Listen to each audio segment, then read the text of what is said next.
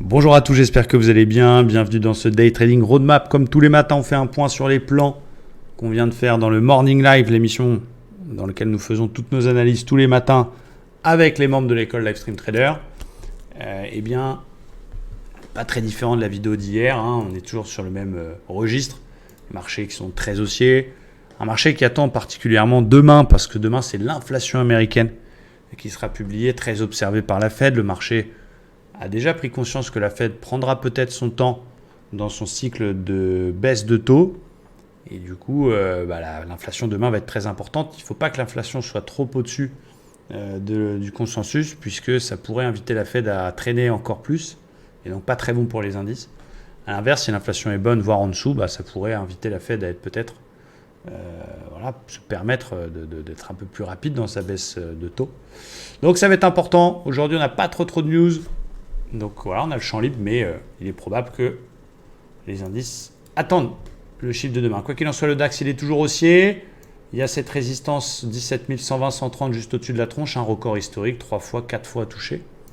C'est pas très en tendance depuis la semaine dernière finalement. On est un peu bloqué entre une zone polarité vers les 16 920 ici en bleu et la résistance que je vous ai montré tout à l'heure. On est un peu en plein milieu avec des moyennes mobiles complètement plates.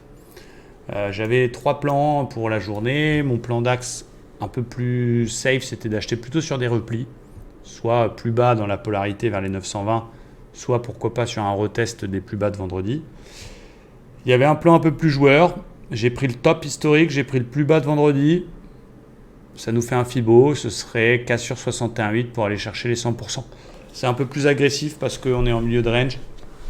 Et du coup, ça revient à acheter pratiquement le milieu. Mais pourquoi pas un peu plus joueur, ça donne toujours des bons ratios.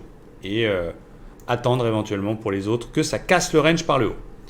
Du côté des indices US, on a le Dow Jones qui peine un peu. On l'a vu semaine dernière, on nous a fait un joli doji.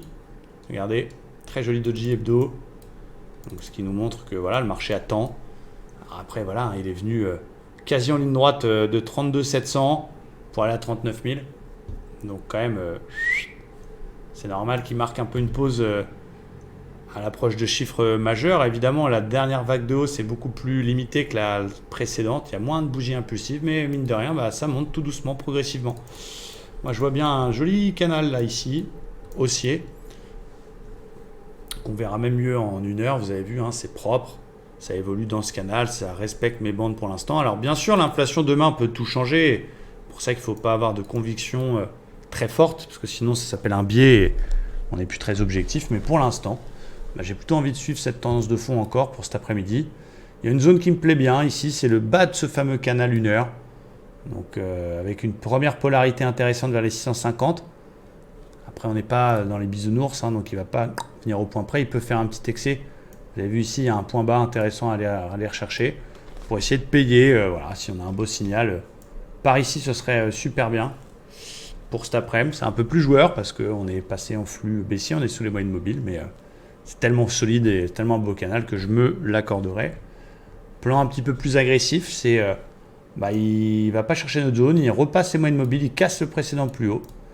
Au-dessus des 775, je ferai un achat type suivi de tendance, donc type sortie d'OPR ou réintégration dans l'OPR, pour aller rechercher la résistance vers les 900 et pourquoi pas une touchette de nouveau sur le plus historique. Donc pour l'instant, je ne shorte pas.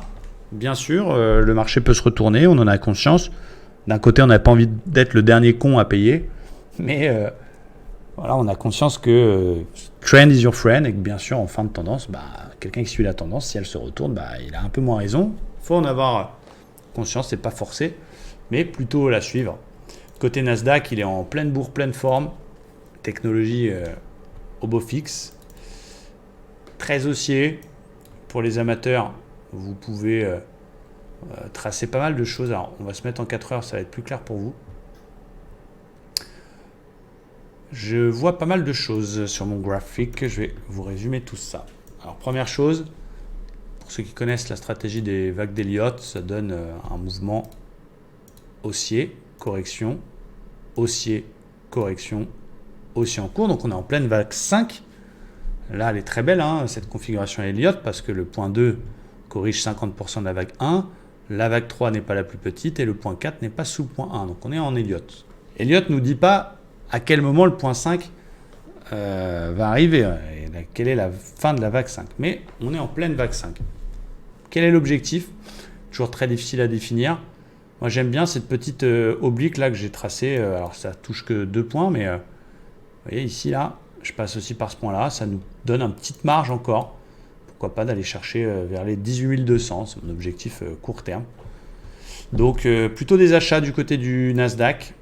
Alors bien sûr, acheter la cassure des ATH fait toujours flipper.